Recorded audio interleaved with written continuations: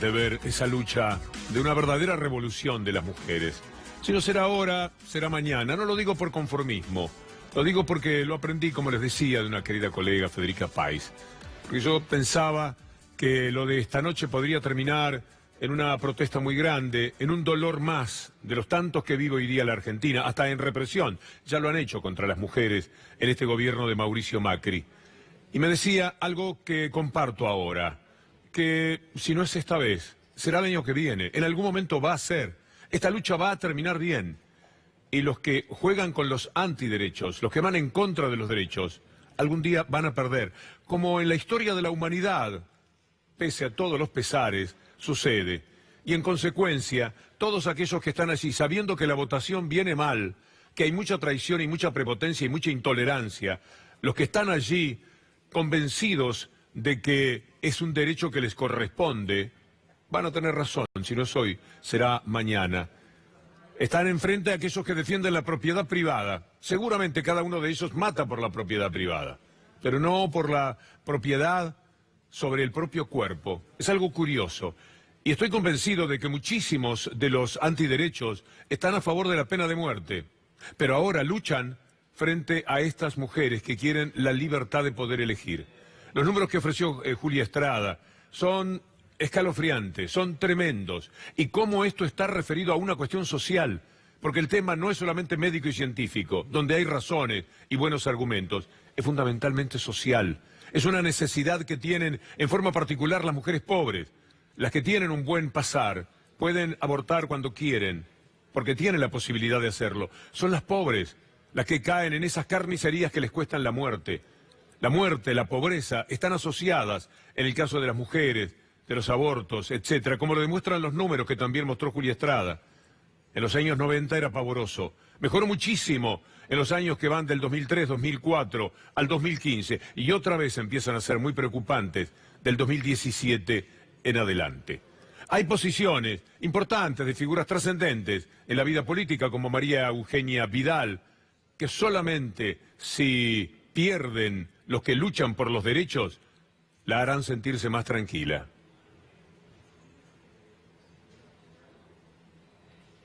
Yo estoy en contra de la despenalización. Después dentro de mi gabinete hay personas que están a favor, hay personas que están... el propio vicegobernador está a favor. Yo, en lo personal, tengo que decir, si la ley no se vota hoy, yo mañana voy a estar más aliviada. Si la ley no se vota hoy, yo mañana voy a estar más aliviada, porque yo estoy seriamente en contra de la ley. Bueno, quien ha sido además una opositora a los derechos de los pobres a que vayan a la universidad, ¿cómo va a pensar en los pobres cuando se habla de la despenalización del aborto? Sería demasiado pedirle a María Eugenia Vidal. Sería una desubicación de quien le reclame otro tipo de conducta. Apareció Macri en Facebook con un mensaje hablando de democracia. Vale la pena verlo e inmediatamente refutarlo. No importa cuál sea el resultado, hoy ganará la democracia. Creerá que habla de fútbol. No importa quién es el resultado, lo importante es competir. La votación que se llevará a cabo hoy en el Senado es trascendental, como demostraron las exposiciones, los debates y las movilizaciones que nos trajeron hasta acá. La democracia no ha ganado, porque cuando no hay libre albedrío, cuando cada persona no puede pensar por su cuenta y hay tremendas presiones de la Iglesia y de los sectores más conservadores de la República Argentina, no es verdad que triunfa la democracia. La democracia es poder decidir de acuerdo al libre albedrío de cada una de las personas. De otra forma, este triunfo supuesto de la democracia es una mentira. Todo, desde Macri, es una mentira.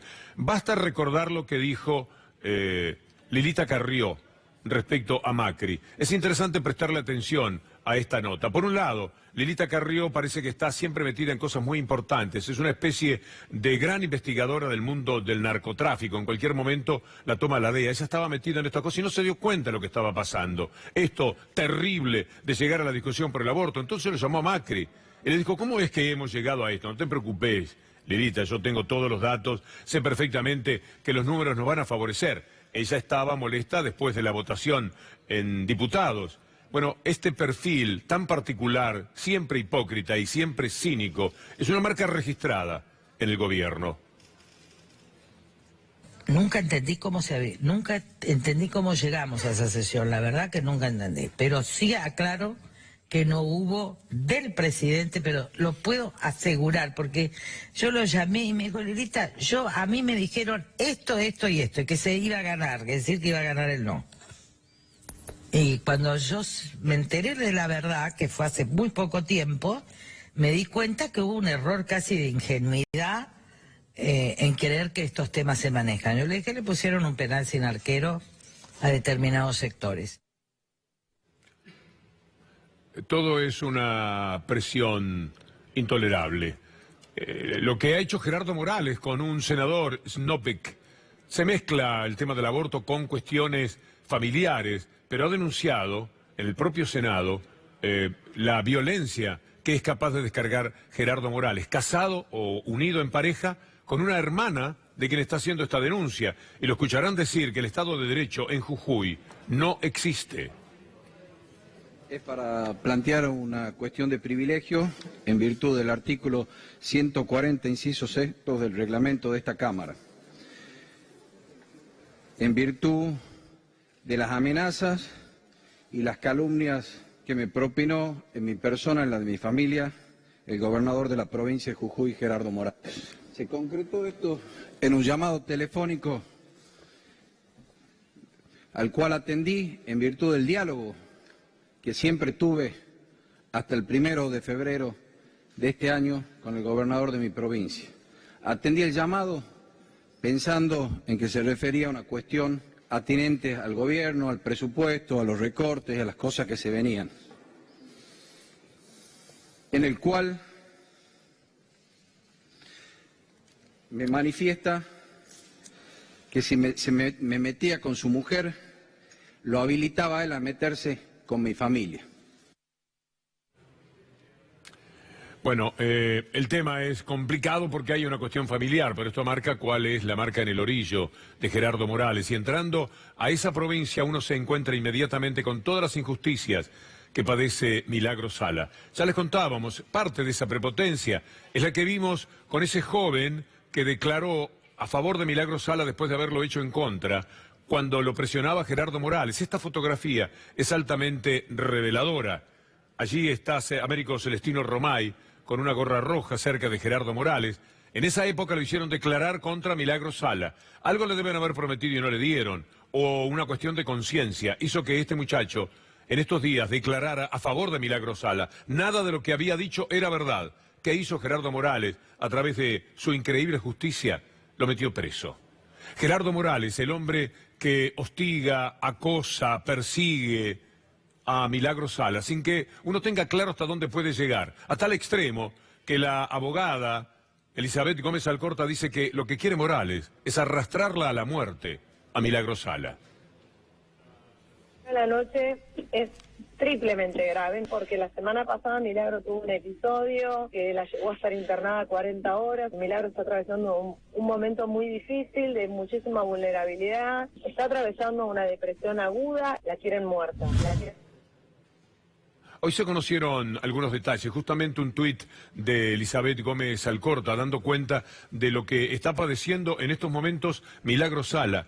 En el Penal Federal de Güemes no dejan que Milagro tome contacto con sus abogados. Ella decidió empezar una huelga de hambre, harta de que la injusticia impartida por Gerardo Morales se ensañe con ella y con su cuerpo. Hay algo más todavía de Sabrina Roth, pero vamos a pasar directamente a expresiones del doctor Zaffaroni. Esto es lo que decía la Tupac. En pleno juicio de pibes villeros, el juicio de los bolsos, impiden a Milagro Sala tener una conversación privada con sus abogados. Esto vulnera gravemente el legítimo ejercicio de la defensa.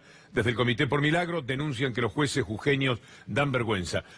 Hace tiempo que lo sabemos. Como lo sabe también el doctor Raúl Zaffaroni, que habló de este tema de los bolsos y de todo lo que está ocurriendo con Milagro Sala, y autor de una nota inolvidable a favor de Milagro en estos días en el diario Página 12.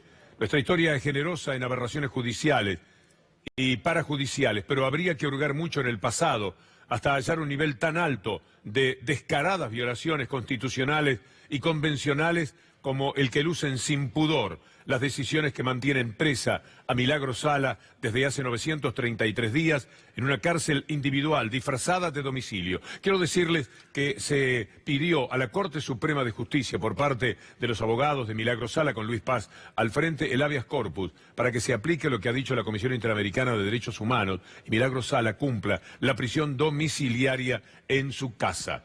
Jueces, en estas nuevas vacantes a diputados de su partido que habían votado esa ley y los colegas de los legisladores jueces les prestasen el acuerdo. Es lo que dice Zaffaroni a propósito de cómo Gerardo Morales construyó un Tribunal Superior de Justicia que él maneja a su antojo y que hace que Milagro Sala esté viviendo toda esta situación. El norte está que arde, porque también tenemos que hablar de represiones, de persecuciones, de todo lo que sucede ahora en General Mosconi.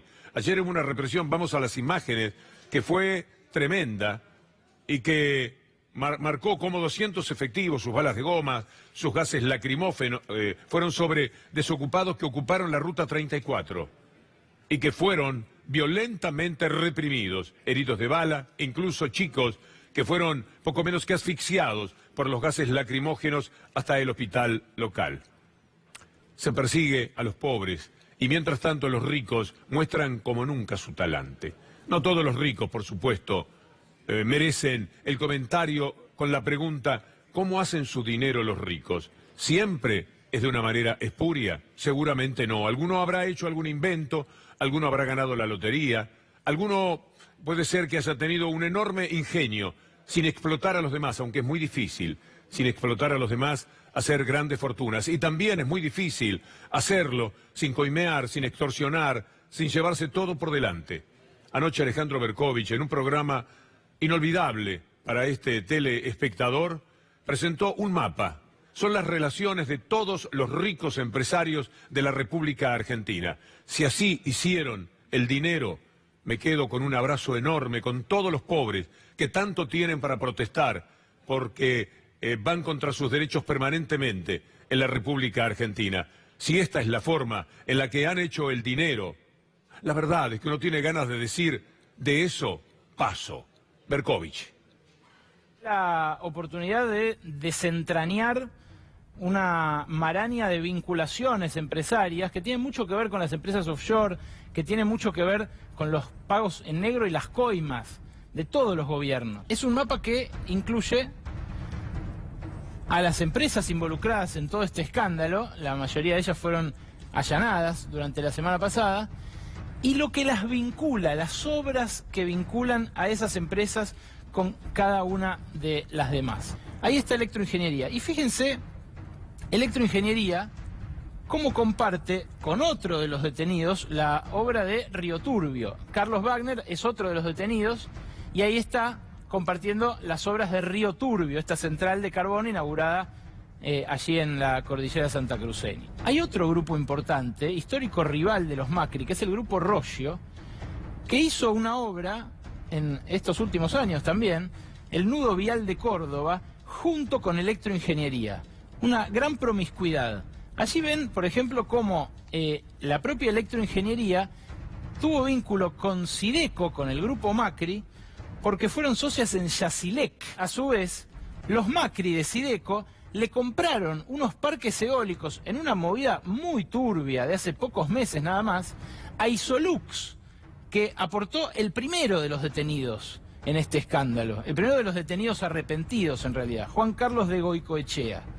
Bueno, por ese pase de manos, Isolux se hizo de un parque eólico, que ahí lo ven, resultó adjudicataria de esa licitación y se asoció, le vendió en realidad eso a Macri, que luego se lo vendió a otras firmas multinacionales. En el camino hicieron 15 millones de dólares de diferencia en la familia presidencial. Pero Isolux también hizo con el grupo Macri el proyecto del Tren Bala, que nunca se hizo, que solo fue una maqueta en el despacho de Julio Miguel de Vido.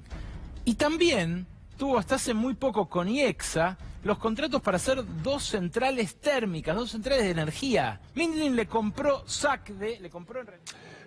Este mapa está en las redes de Berkovich y también en las mías, queriendo que todo el mundo lo vea, para que reflexionen. Los ricos de la sociedad rural le robaron el predio al gobierno, comprándolo a precio vil, y ahí están en pleno juicio. Y los más poderosos del campo tienen en negro a sus trabajadores. y le pagan los salarios más bajos. Esos son los ricos. No todos, por supuesto. No todos los periodistas reciben pautas a título personal de los gobiernos con su blog y con su manera de entregarse y acumular dinero porque se muestran a favor en estos momentos del gobierno. Y no todos los ricos deben ser igual. Pero la verdad es que los ricos del campo, los que vemos allí plantados en la sociedad rural exigiéndole a Michetti que quiten más impuestos, y estos empresarios, estos grandes empresarios, estos de cuello duro, estos señorones que se pasean por la Argentina como si fuesen los dueños, de alguna manera lo son esto que estaba mostrando Berkovich. Y del primero al último, de estos empresarios, porque Roca también está en la mención. Ese Roca que no fue llamado por los cuadernos, lo cual muestra que Bonadío es un cachafaz, un chafalote. Chafalote es un pez raro, que es cualquier cosa, menos un juez.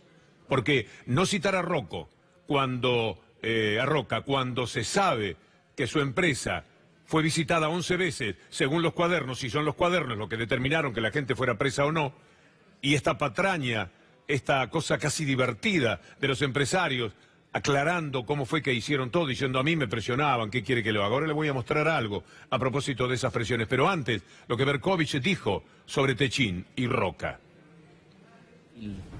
Hay una primera diferencia fundamental. Esto es un Lava-Jato rengo, no es un Lava-Jato igual que el de Brasil. ¿Por qué? Porque al Lava-Jato le empezamos a creer, lo empezamos a tomar en serio cuando puso tras las rejas a este hombre, a Marcelo Odebrecht. Del otro lado lo ven a Paolo Rocca. Paolo Rocca hasta ahora ni figuró en esta causa. Y sin embargo, en los Gloria de Centeno, constan 9 visitas al búnker, al cuartel general de Techint, ahí en la calle de La Paolera. Y en todos los casos Centeno dice que un tal Héctor, ahora vamos a ver quién es, le entregaba a Barata sobres con dinero o bolsos con dinero y se los daba luego al secretario privado de Néstor Kirchner. Este hombre, Paolo Rocca, es un verdadero intocable para la justicia argentina, no para toda la justicia del mundo, porque en Milán ya hay 2 ex ejecutivos argentinos que trabajaron para Techint que confesaron haber hecho pagos indebidos a empresas en Brasil para quedarse con obras. Y en Brasil se verificaron pagos por $8,5 millones a un solo gerente de Petrobras. Probablemente haya habido otros pagos, pero todavía no los verificó la justicia, como propina, como parte de esa famosa caja paralela que todas las contratistas de Brasil tenían para hacerse de obras con Petrobras, con Electrobras y con otras compañías importantes. Le pregunto a Leandro Gabriele, mi conductor aquí, esto está en YouTube, ¿no? Es una responsabilidad de ciudadano ver en el YouTube de C5N este programa de Alejandro Berkovich. Tenemos que ser cada día mejores, entender cada vez más, y este programa de anoche fue una gran posibilidad. Por eso casi que hoy tenía ganas de hacer la columna para poder compartir este material con ustedes. Pero hablando de los cuadernos, de los empresarios, Romina Mangel, que es una colega que conoce bastante del mundo de la justicia, por cierto, contó que Calcaterra, cuando fue a verse con Bonadío, ya sabía lo que tenía que decir y que además iba a quedar libre. Tan rápidamente Ángelo Calcaterra esta mañana se fue a su casa en cuestión de no más de una hora. Nos confirman que efectivamente esto fue así porque el acuerdo se cerró el sábado, se cerró entre las fiscalías, fueron muchas horas de trabajo entre la fiscalía y Ángelo Calcaterra, que cuando llegó, y esto es así, lo podemos confirmar, cuando él llegó a tribunales ya sabía que el acuerdo iba a ser homologado en el momento porque se había cerrado la estructura del acuerdo el día sábado, que no tenía que ver con la exención de prisión, sino efectivamente con el acuerdo de imputado arrepentido, por eso le dan la libertad. Pero Ángelo Calcaterra llegó a los tribunales federales de Comodoro Pi sabiendo que el acuerdo estaba cerrado y que se iba a su casa. O sea que no quedaba de... Sabía todo, está todo armado, es una cosa muy vergonzosa, bien lo explicaba anoche Gustavo Silvestre. Constantemente uno ve que es una trampa, que es una mentira, que es un armado, que uno ya desconfía hasta de dónde puede venir. ¿Quiénes le hicieron una nota hoy a Calcaterra? Mire qué casualidad, son tan obvios. Clarín y Nación. Ángelo Calcaterra. Barata me llamaba y me decía: tenés que poner plata para la campaña. El primo hermano de Macri reconoció el pago de sumas en dólares. Dijo que eran aportes electorales. Admite que se equivocó. Lo habló con el presidente. Pero más abajo, para que usted vea qué es lo que dice Calcaterra en ese reportaje, es muy interesante. Pero mucho antes, en 2007, también aportó para la campaña de Cristina, le dicen. En ese momento aporté en blanco porque me lo pidieron. No era cristinista. ¿Quién se lo pidió? No me acuerdo. Se hizo un aporte de 300.000 pesos, que era el máximo que se podía aportar. Siempre, siempre anduvieron en lo mismo. Siempre dieron pena con su comportamiento. Quiero compartir con ustedes también lo que ha sucedido con la declaración de Ollarvide, para no saltearnos ningún episodio, porque nos gusta ir en la programación de C5N. Cada programa no puede abarcarlo todo.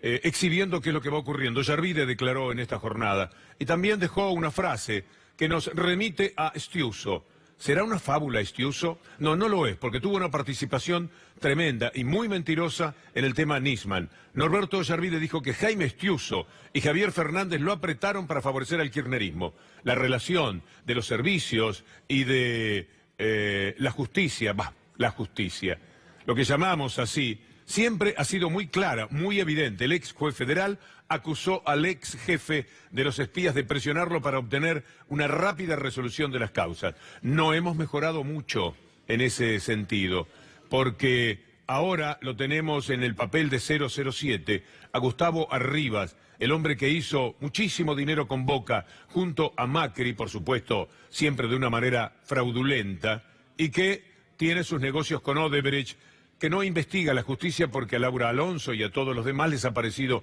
encantador lo que hizo Arribas. Pero esos son los que pusieron el auto frente al Instituto Patria para saber qué es lo que hace Cristina Fernández de Kirchner. Seguramente, como en las películas, con un auto, con un aparato, estar controlando todo lo que se habla en esa zona. Ahí está saliendo Cristina Kirchner y allá está el auto. Además de las imágenes que le mostrábamos ayer, cuando el auto, advertido de que ya los habían reconocido, da la vuelta en U y sale a contramano para escaparse de la sensación de que a ellos ahora los estaban filmando. Esos eran finalmente los espiados. Queremos hablar también de la doble injusticia. Vamos a empezar por Raúl Colman, la doble injusticia contra Vudú, la del juicio y la de la prisión. La del juicio, que por lo menos es discutible. Aquí podríamos pensar que se toman los elementos de un lado y de otro, pero mire lo que dice Raúl Colman: los métodos no importan. Llegó la condena anunciada, a pesar de que en el juicio no se pudo probar que Van der Broel fuese el testaferro de Vudú. Ni siquiera lo conocían, ni de dónde vino el dinero, ni quién se encargó del management. La frutilla, la prisión del expresidente contra todos los antecedentes del tribunal. Agrega Raúl Colman que todo lo que se supo en el juicio era la verdad de Vudú. La condena por Chicone se produce al final de un juicio en el que, curiosamente, se comprobó todo lo que siempre dijo Amado Vudú, empezando por el hecho fundacional. Alejandro Van der Broel no era su testaferro, ni siquiera se conocían. Nada del señor Brito, nada del señor Moneta, que reclamó el dinero que había puesto para todo esto. Vudú, porque es una cuestión estrictamente política. A la cárcel, a la cárcel. Bien lo dijo la jueza López Iñigos, pero si nosotros nunca hicimos esto, ella había votado la condena, pero no la cárcel. De inmediato nunca había sucedido. Sus compañeros le dijeron, bueno, han cambiado los tiempos. Escuchemos a Vudú en su momento final. Después del periodo de la UIF, vimos que fue fuertemente acompañado por los medios. Yo estoy acá. Si fuera cierto lo que dijo la UIF, yo no estaría acá. Si fuera cierto que hace falta alguna medida adicional para que yo no enfrente cada uno de los requerimientos que he recibido de la justicia, yo no estaría acá. Como tantas cosas en este juicio, ¿no? Las pruebas concretas contra los inventos, las fantasías y los dichos. Agite mediático y un poco también quienes estaban en la CFJP atrás de cada una de las cosas que pasa en la causa Chicone hace tantos años. Los que persiguen, los que hostigan, los que estigmatizan, andan con mucho poder, con mucho poder. Vamos a recordar día por día, como les dijimos, lo que decía Clarín, sobre todo, pero también su Sidecar, La Nación, día por día, de acuerdo a lo que iban estableciendo con el gobierno para ir contra la información de lo que se refería a Santiago Maldonado. Este es el primer título de Clarín. Incidentes en una marcha para pedir que aparezca un artesano. Incidentes en una marcha para pedir que aparezca un artesano. Paralelamente, ya desde el día anterior, en Canal 13 estaban creando la historia de la RAM. Esto es lo que decían, y esta es la manera en que trataban a Santiago Maldonado, ninguneándolo, un artesano, una marcha para pedir por él. Vamos a recordar un tramo más de la película de Tristan Bauer. Todos los días vamos a tener un pequeño momento para que ustedes vayan conociendo esta maravilla dolorosa que en cinéfilo tanto apreciamos, realizada por Tristan Bauer. Vamos a ver un tramo de la película en el que cuando usted ve reprimir en el norte, General Mosconi, o en el sur, a los mapuches, ¿para quién trabajan? Trabajan siempre para los poderosos. Los derechos son de ellos, el dinero es de ellos, las tierras son de ellos, de los pobres nada. Hay una linda historia que cuenta la película, brevemente se la presentamos, de los poderosos del sur y de los que piden permanentemente la represión para los mapuches, que un mal día terminó con la muerte de Santiago Maldonado.